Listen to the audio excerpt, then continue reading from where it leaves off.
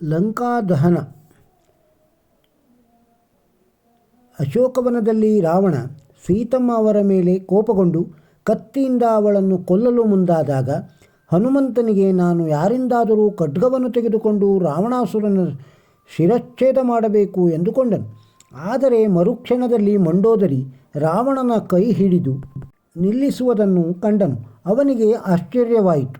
ಹನುಮಂತ ಯೋಚಿಸಿದ, ನಾನಿಲ್ಲಿ ಇಲ್ಲದಿದ್ದರೆ ಸೀತಮ್ಮನನ್ನು ಕಾಪಾಡುವವರು ಯಾರು ಎಂದುಕೊಂಡಿದ್ದೆ. ಬಹುಶಃ ಇದು ನನ್ನ ಭ್ರಮೆ. ಭಗವಂತ ಮಾತ್ರ ಸೀತಾಮಾತೆಯನ್ನು ರಕ್ಷಿಸುವ ಕೆಲಸವನ್ನು ರಾವಣನ ಹೆಂಡತಿಗೆ ವಹಿಸಿದನು. ಆಗ ಹನುಮಂತನಿಗೆ ಅರ್ಥವಾಯಿತು, ಯಾರಿಂದ ಯಾವ ಕೆಲಸ ಆಗಬೇಕು ಅವರ ಮೂಲಕ ಭಗವಂತ ಮಾಡುತ್ತಾನೆ ಎಂದು.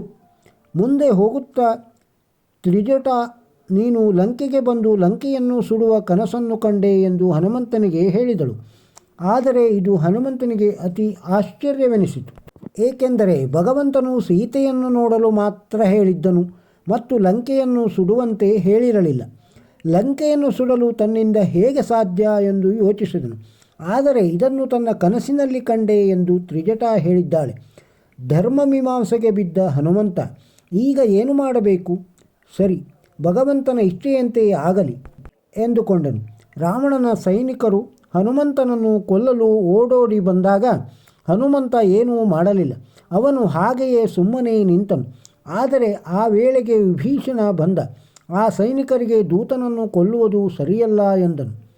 ಆಗ ಹನುಮಂತನಿಗೆ ಭಗವಂತ ತನ್ನನ್ನು ರಕ್ಷಿಸುವ ಹೊಣೆಯನ್ನು ವಿಭೀಷಣನ ಮೇಲಿರಿಸಿದ್ದಾನೆಂದು ಅರಿವಾಯಿತು.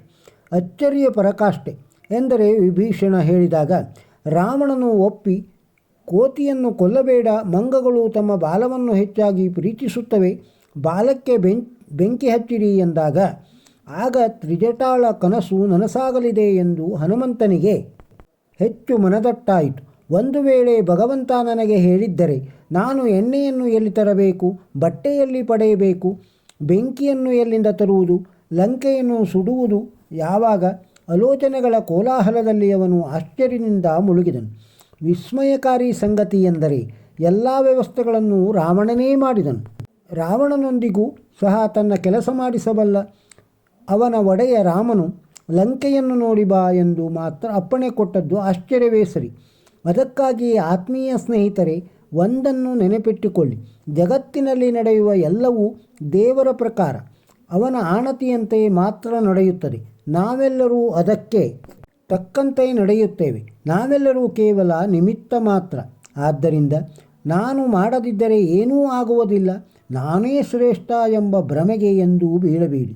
ಲಕ್ಷಾಂತರ ದೇವರ ದಾಸರಲ್ಲಿ ನಾನೇ ಕಿರಿಯವನು ಎಂದು ವಿನೀತರಾಗಿರುವುದೇ ಒಳಿತಲ್ಲವೇ? ನಾವು ಪರಿಪೂರ್ಣರು, ಇತರರ ತಪ್ಪನ್ನು ತಿದ್ದಬೇಕು ಎಂದೇ ನಾವು ಸದಾ ಯೋಚಿಸುತ್ತೇವೆ.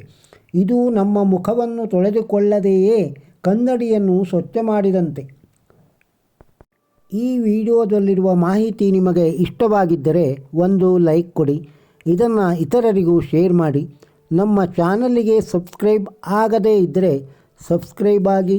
ನಮಸ್ಕಾರ, ಶುಭ ದಿನ.